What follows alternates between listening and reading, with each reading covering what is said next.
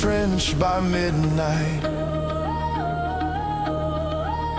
By midnight, the trench stopped being earth. It turned to black water and bones, a narrow grave with breathing in it. A ditch of helmets, mud and prayers. The walls kept shedding clay.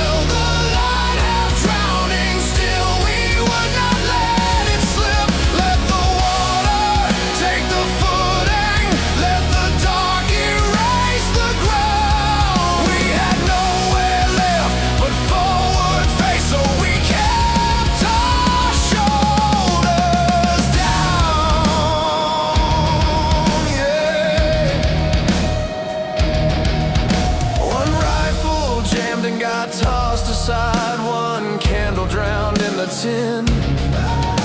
One boy too young for this old nightmare said, "Tell me we still win."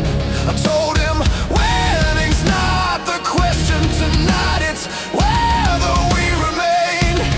Whether when the hour tries to wash us out, it finds we stay the same. Then a flare went up beyond the flood, white fire over all, and every face in that drowning trench looked called into the wall. Not brave in the easy story sense, not untouched, not clean, just stubborn as men get when there is no room left for retreat.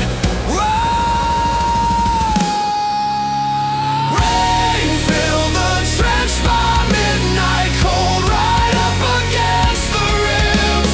Still we held the line, half drowning, still we would not let it slip.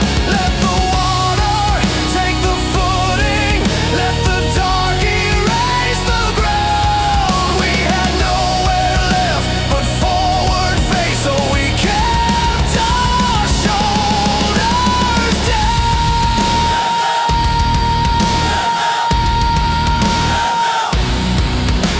The shells came less, the rain came more, the world reduced to breathing sludge. A hand on timber, a whispered verse, a boot track free with force and blood. And some